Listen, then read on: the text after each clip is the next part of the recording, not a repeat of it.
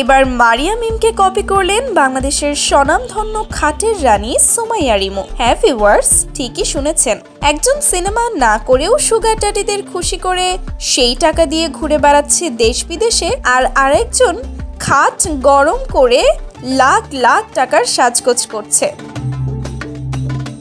এই তো কিছুদিন আগে মারিয়া মিম এমন একটা ফটোশুট করলো যা নিয়ে নানান সমালোচনা হয়েছিল।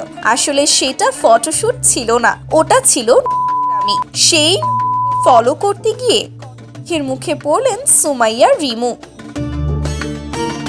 সম্প্রতি দেশের স্বনামধন্য নাওয়ার কাছে গিয়েছিল এই খাট কাঁপানো রানী, কারণ সেই মেয়েদের বিভিন্ন জায়গায় টাচ করে বেশ ভালোই সাজিয়ে দেয়। কেউ কেউ এই নামাকে সবাই বলে, সে যাই হোক। সুমাইয়া রিমু একটা ফটোশুটের জন্য তার কাছ থেকে শাড়ি পরে নিয়েছে, কিন্তু সেই শাড়ি পরা আর শাড়ি একই কথা।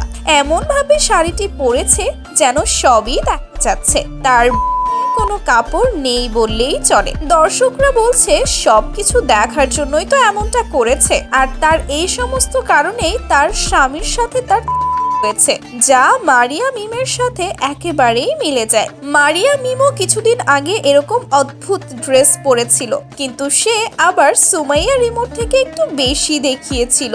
শাড়িটি এমন ভাবে পরেছিল যেন আর কিছুই ঢাকার বাকি ছিল না। কেউ কেউ বলছে, আচ্ছা এদের কি পরিবারের কেউ নেই? এদের পরিবারের চোখে কি এসব পড়ে না? আবার কেউ কেউ তো এইসব দেখে তাদের দুজনকে তারকাও ঘোষণা করেছে। একজন বিভিন্ন হোটেলে গিয়ে খাট গরম করে, আর আরেকজন বিদেশে গিয়ে বিদেশি মোরগদের ঠান্ডা করে। তো ভিউয়ার্স, এই দুজনকে নিয়ে আপনাদের মতামত কি? আপনারা কি তাকে কিছু বলতে চান? আপনাদের মতামত জানাতে পারেন আমাদের কমেন্ট বক্সে।